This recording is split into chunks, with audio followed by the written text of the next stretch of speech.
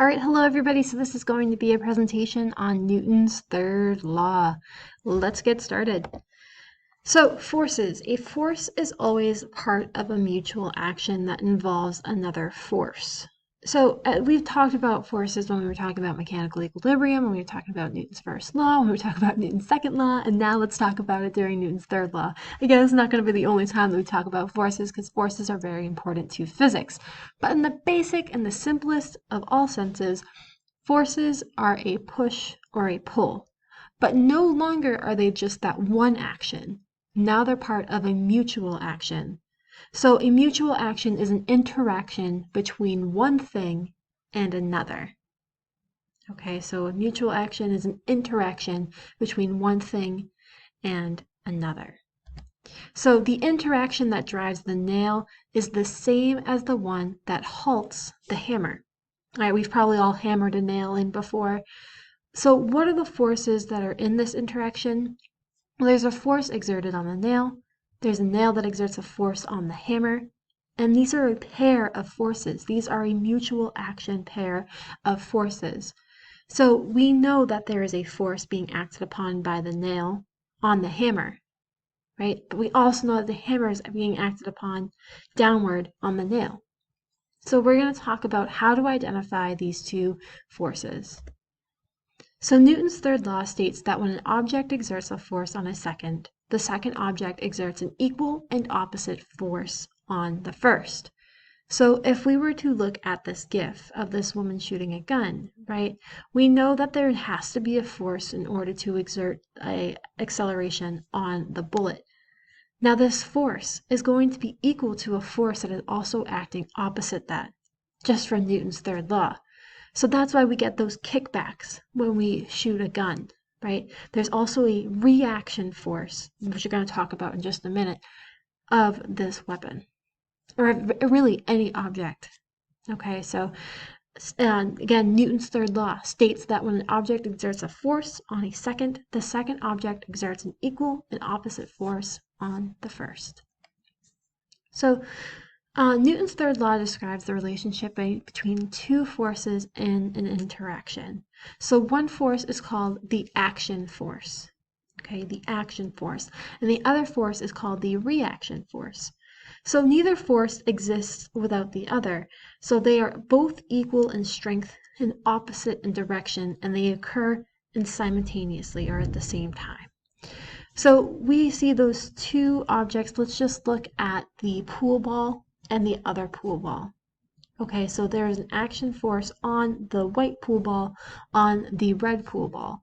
So we can see that they're both of equal masses, right? So the distance traveled or the acceleration of that white pool ball is going to be matched by that red pool ball if we were to just look at Newton's second law. Because these forces are the exact same, they're just working in the opposite direction. We're going to talk about it in just a sec. So forces act in pairs, and in every interaction the forces always occur in pairs. So if we were to look at the person running off the canoe onto the dock, right, that person is running, applying a force onto that canoe until it finally leaps off, and they have an action force forward or an action forward. But then we also know that there has to be a reaction, which is why the canoe also acts reactively to that action force, or in the opposite direction of that action force. So it no longer continues in that motion of, it floating to the dock, but now it floats from the dock. A second, probably more better example is the cannon and the cannonball. So if we look at this cannonball, we know that it's smaller compared to the cannon. And this small size indicates to us that it's a smaller mass. And the cannon itself has a larger mass. Now this force that is acting on the cannonball, shooting it down the line, is equal to the force that is going to react with the cannon. So there's an action force of the cannonball shooting out of the cannon, but there's also a reaction force of the cannon itself reacting backward. Why? Because the same force, the same amount of force is acting on both objects, but in opposite directions. So the force of the cannon and then the force of the cannonball. Sorry, I couldn't think of that word. So action, reaction, let's talk about a little bit more. So these interactions depend on friction. So if friction is minimal, you may not be able to exert an action at all, right? Because if we were to run down this track, we need force in between our shoes and that ground in order to accelerate us forward.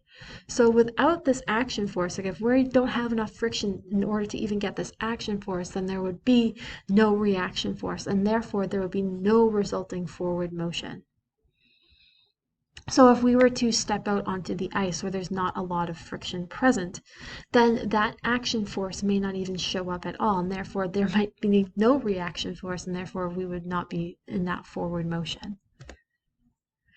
So forces come in action-reaction pairs, and so we need to identify a pair of action-reaction forces. So first we need to identify the interacting objects, A and B.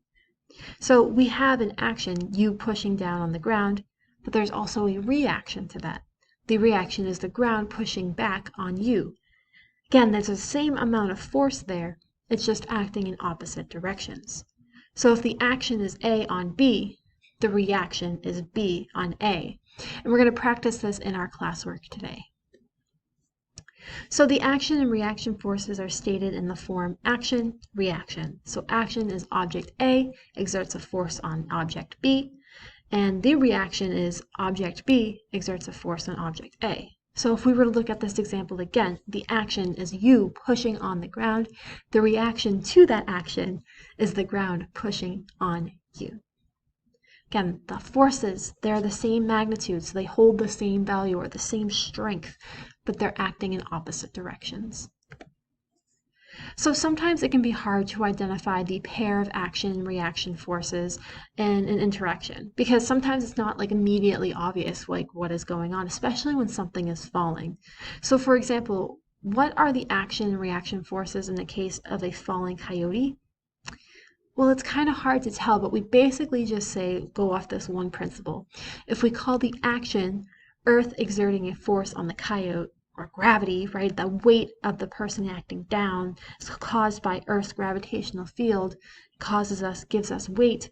So if the action is Earth exerting a force on the coyote, then the reaction is the coyote simultaneously exerting a force on the Earth. Now again, it's the same amount of force. It's just acting in opposite directions. So if we were to have different masses, right? So a force acted on a small mass produces a greater acceleration, as we know from Newton's second law.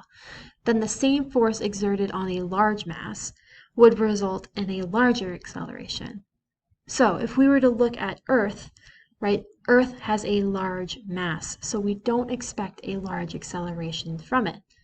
So Earth is pulled up by the boulder with just as much force as the boulder is pulled down by the Earth. But we don't necessarily see the Earth move because the Earth has a large mass. So it's going to be a very, very, very, very, very, very small acceleration. So the boulder pulls up on the Earth with as much force as Earth pulls down on the boulder. The forces, they're equal. They're equal in strength, they're equal in magnitude, but they're opposite in direction. So the boulder falls to the Earth, and the Earth also falls to the boulder, but the distance the Earth falls is much less.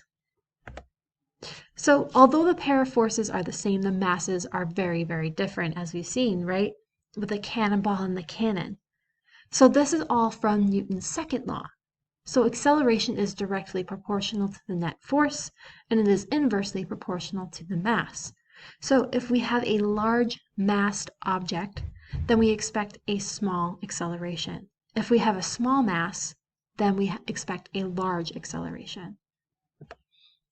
So going back to the cannon and cannonball example, the cannonball undergoes more acceleration than the cannon because its mass is much smaller. So if we were to plug in acceleration is equal to F over m, then we would know that the force acting on both of these objects is the exact same. It's constant. But the mass of these two objects are very different. So the smaller mass is going to indicate a larger acceleration or have more acceleration, and the bigger mass is going to have less acceleration. Okay, so the forces, they're the same magnitude, but they're working in opposite directions.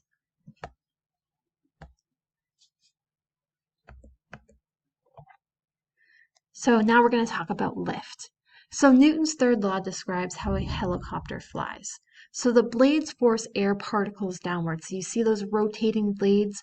They're going to force air particles downwards, but the air of this force is also going to force the blades upwards. All right, those action-reaction forces, the mutual pairs there. So this upward reaction force is called lift, and this lift force counteracts the weight. Okay, so when the lift equals the weight of the craft, the helicopter hovers in midair. When lift is greater than the helicopter, it climbs upward. And by climbs, we mean it accelerates upward. Okay, so again, lift kind of describes this Newton's third law because we have this downward force of these air particles, but we also have that upward force, the reaction of that action. So that upward force or that upward reaction is called lift. All right, I hope this is helpful to you, and I will see you all soon.